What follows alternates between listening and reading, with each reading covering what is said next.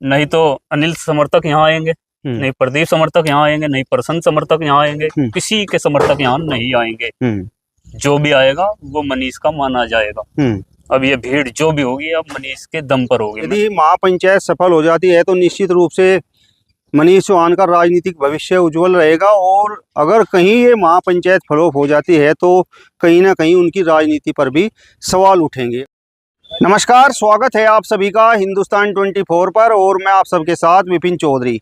इस समय मैं कलशैन कन्या इंटर कॉलेज डुंडू खेड़ा में मौजूद हूँ, और यही वो जगह है जहाँ पर कल महापंचायत होनी है। पश्चिमी उत्तर प्रदेश के कद्दावर नेता चौधरी वीरेंद्र सिंह के बेटे मनीष चौहान ने इस महापंचायत का आयोजन किया है। आप तस्वीरों में देख भी सकते हैं, यहाँ पर तमाम तरीके की तैयारियां यहाँ पर चल रही हैं, और लंबा चौड़ा यहाँ पर ये टेंट लगाया जा रहा है। यहाँ पर लोगों के बैठने का इंतजाम है, और मैं आपको उधर दिखाऊंगा, वहाँ पर आप दिखाइए। ये जो दीवार सामने आप देख रहे हैं, इस दीवार को तोड़कर रास्ता बनाया गया है, और दीवार से दूसरी तरफ वहाँ पर खाने की व्यवस्था होगी। अब जिस तरीके से ये महापंचायत हो रही है तो सवाल सबसे बड़ा यहाँ पर यह उठता है कि इस महापंचायत के बाद मनीष चौहान का राजनीतिक भविष्य आखिर क्या होगा। आज बातचीत करने के लिए हमारे साथ पत्रकार मुस्तफ़ा चौधरी जी मौजूद हैं। मुस्तफ़ा जी लंबे समय से इस आयोजन को लेकर कवरेज कर रहे हैं। जनपद शामली में भी इन्होंने कवरेज की है, और जनपद सहारनपुर में भी कवरेज की है। मुस्तफ़ा जी बहुत बहुत स्वागत है आपका हिंदुस्तान 24 पर। बहुत शुक्रिया विपिन भाई। मेरा सवाल यही है कि इस महापंचायत के बाद मनीष चौहान का राजनीतिक भविष्य आखिर क्या होगा, क्या आप समझते हैं? देखिए विपिन भाई, ये ओनली मनीष चौहान जी के भविष्य की बात नहीं है। इस पंचायत से बहुत से नेताओं के भविष्य तय हुए। आप पिछले एक महीने से देख रहे होंगे जो जिला पंचायत अध्यक्ष को लेकर उठापटक चल रही है, और उसी बीच फिर पंचायत की घोषणा कर दी गई कि भाई 84 की एक पंचायत होगी। शुरू में मनीष चौहान समर्थक सक्रिय हुए पंचायत को लेकर। दूसरा खेमा पंचायत पर कुछ भी टिप्पणी करने से बचता रहा, लेकिन जैसे जैसे तारीख नजदीक आती रही तो दूसरी तरफ से फिर बयानबाजी और पंचायत का विरोध करना शुरू हो गया। मैं समझता क्या उन्हें महसूस किया होगा, लेकिन जिस तरह से एक तरफ मनीष चौहान और दूसरी तरफ बिरादरी के अन्य चौधरी, अनिल चौहान हो, आपके पूर्व सांसद प्रदीप चौधरी हो, प्रसन्न चौधरी हो, और भी छोटे बड़े कार्यकर्ता पंचायत का विरोध कर रहे हैं। बल्कि कल बटार खाप के जो चौधरी हैं बावनी के, उन्होंने भी बयान दिया कि हमारा पंचायत से कोई लेना देना नहीं है, और ये तो एक निजी स्वार्थ के लिए पंचायत है। तमाम नेताओं और ये चौधरी से बात इस तरह की बातें कर रही हैं। अब इतने विरोध के बावजूद मनीष चौहान जी कल पंचायत करेंगे, 84 पंचायत करेगी। अब मैंने आयोजकों से बात की तो वो बोल रहे थे कि ये जो पंडाल है 20,000 स्क्वायर फुट का ये पंडाल है, कोई छोटा पंडाल नहीं है, बहुत बड़ा पंडाल है। अब सवाल ये है कि इतने बड़े पंडाल को क्या मनीष चौहान जी भर पाएंगे, जबकि एक तरफ अकेले मनीष चौहान जी हैं और दूसरी तरफ बिरादरी के तमाम चौधरी और तमाम नेता। अगर पंडाल भर गया तो मनीष चौहान सुपरहिट, अगर ना भरा तो फ्लॉप, जाहिर सी बात है।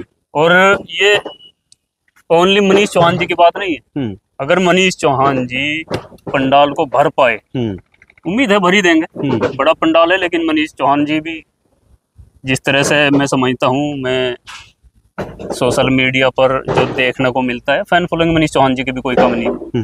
अगर मनीष चौहान जी ने ये पंडाल भर दिया, जिस तरह से आज गुर्जर बिरादरी के बीच खेमे बंधे हुए हैं, इतनी टूट शायद किसी बिरादरी में हो जो आज गुर्जर समाज के बीच है। गुर्जर समाज देख रहा है कि आखिर सही कौन और गलत कौन। ये भी साबित होगा कल इस पंचायत से कि कौन सही है और कौन गलत। अगर मनीष चौहान जी पंडाल भर पाए तो जाहिर सी बात है मनीष चौहान जी का भविष्य उज्जवल होगा, और बिरादरी के तमाम लोग मनीष चौहान की तरफ देखना शुरू करेंगे। मतलब अगर ये पंडाल कल भर गया तो ये बात भी सिद्ध हो जाएगी कि मनीष चौहान पर लगे हुए आरोप गलत हैं या फिर सही हैं। अगर भर गया तो गलत है, और अगर ना भरा तो फिर सही है। बिल्कुल जाहिर सी बात है। जिस तरह मनीष चौहान जी को हार के बाद टारगेट किया गया, मानो मनीष चौहान जी ने ही हरा दिया प्रदीप चौधरी। मैं नहीं मानता कि मनीष चौहान जी ने विरोध किया या साथ दिया, मैं इस बात में बिल्कुल नहीं जाना चाहता, लेकिन जिस तरह से प्रदीप समर्थक खुलकर कह रहे हैं कि भाई मनीष को हरा दिया, जबकि मनीष चौहान एक अच्छा तर्क दे रहे हैं कि जिस विधानसभा से मैं आता हूँ वो तो जीते आप, भाई गंगोर नकुड़ से किस हराया।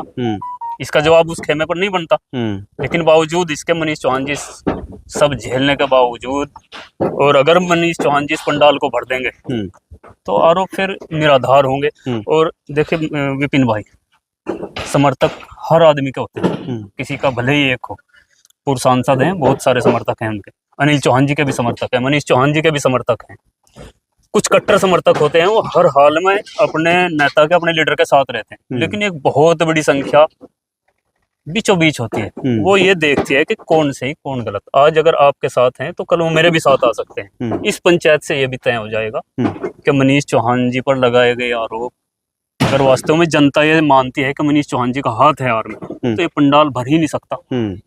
अगर जनता ये सोच रही होगी कि भाई मनीष चौहान जी के साथ गलत हो रहा है, जिला पंचायत अध्यक्ष को लेकर जो उन पर आरोप लगाए गए वो सब गलत हैं, अगर जनता ऐसा सोचती है तो ये पंडाल में जगह नहीं मिलेगी और साफ हो जाएगा कि कौन सही और कौन गलत।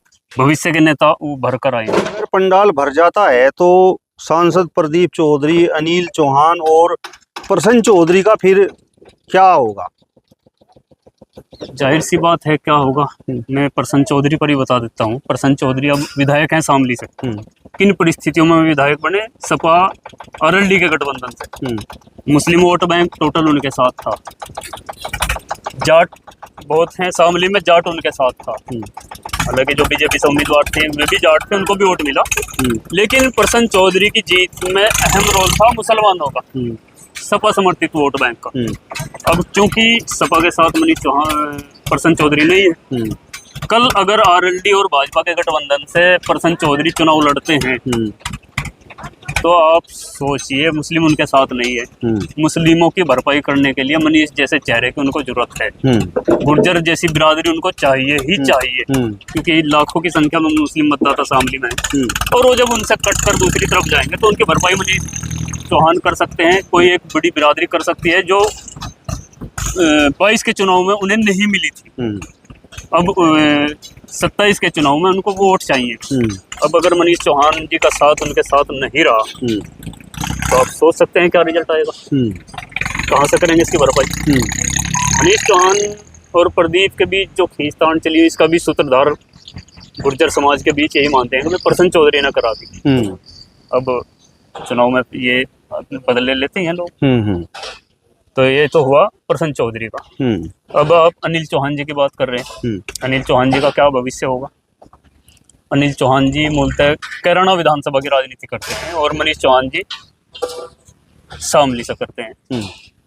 अब मनीष चौहान और अनिल चौहान के बीच जिस तरह मुकाबला और ये शक्ति प्रदर्शन चल रहा है, कल अगर अनिल चौहान जी चुनाव लड़ते हैं कैराना से, कल तो मनीष चौहान जी भी उनके साथ थे।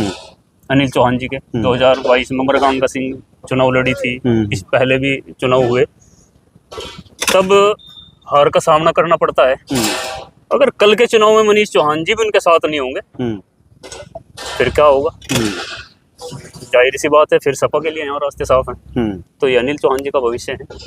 सांसद प्रदीप चौधरी की बात कर लीजिए, मनीष चौहान जी ने साथ दिया नहीं दिया ये कल दिख भी जाएगा लोगों की भावनाएं क्या हैं। अगर कल मनीष चौहान जी खुलकर खिलाफत कर दे प्रदीप चौधरी की फिर क्या होगा? अगर गुम रहने से प्रदीप चौधरी का नुकसान हो सकता है और अगर खुलकर मनीष चौहान जी विरोध करेंगे तो फिर क्या होगा? आप अंदाजा लगाएं। मुस्तफा जी, जब से पूरा प्रकरण चल रहा है आप भी देख रहे होंगे कि पश्चिमी उत्तर प्रदेश के जो सीनियर लीडर हैं चौधरी वीरेंद्र सिंह, मनीष चौहान के पिताजी हैं, वो इस पूरे मामले पर चुप्पी साधे हुए थे। लेकिन कल से तो उन्होंने भी बोलना शुरू कर दिया है, वो भी प्रदीप चौधरी पर निशाना साध रहे हैं। तो अब इस महापंचायत को लेकर मतलब अब क्या होने जा रहा है? चौधरी वीरेंद्र सिंह का भी पूरा आशीर्वाद अब मनीष चौहान के साथ है। देखिए विपिन भाई, मंत्री जी की बात की आपने वीरेंद्र सिंह की। वीरेंद्र सिंह जी कोई छोटा चेहरा नहीं है, वो पुराने खिलाड़ी हैं। आज भी विधानसभा में पश्चिम उत्तर प्रदेश में उनसे वरिष्ठ कोई नहीं है, बड़े मंजे हुए खिलाड़ी हैं। और मजाक में कहिए या कटाक्ष कहिए, लोग जैसे कि प्रसन्न चौधरी बालक बुद्धि बोल देते हैं मनीष चौहान को। अब वो मैं समझता हूँ मंत्री जी अपने रहते मनीष चौहान जी को कुछ सिखा रहे हैं, खुद ना बोल करके पूरी जिम्मेदारी मनीष चौहान पर है। पूरी मसले के बीच कोई बयान वीरेंद्र जी का नहीं आया, बिल्कुल खामोश। मनीष चौहान जी जो कह रहे हैं कर रहे हैं वो करने दो, मंत्री जी खामोश हैं। अब वो देख रहे हैं कि करेंगे क्या। अब शायद उनको लगने लगा होगा कि शायद पंचायत सक्सेस होगी, लोगों की भावनाएं शायद मनीष चौहान के साथ हो, ऐसा मंत्री जी ने दिखा होगा। और शायद पार्टी में भी उनकी पकड़ अन्य लोगों से मजबूती होगी, मुख्यमंत्री जी से या पार्टी के अंदर, तो उन्होंने सब महसूस किया होगा कि अब आपको बोलना चाहिए, क्योंकि समझदार लोग जो है फालतू में बहस नहीं करते, वो उस समय पर जवाब देते हैं। तो मैं समझता हूँ मंत्री जी आश्वस्त हो चुके हैं कि अब ये जिला पंचायत अध्यक्ष की बात नहीं है, ये भविष्य की राजनीति की बात है, राजनीति की लड़ाई है। जिला पंचायत अध्यक्ष मधु है, वो किसके साथ हैं, मनीष के साथ है या नहीं है, ये अब बड़ा मैटर नहीं रहा। ये 2027 की लड़ाई शुरू हो गई और ये 2027 का ही भविष्य नेताओं का तय करेगी कल की पंचायत। तो ये पंचायत अगर सुपर हिट साबित होती है तो मतलब मनीष चौहान एक बड़े नेता के रूप में उभरेंगे 100% भाई।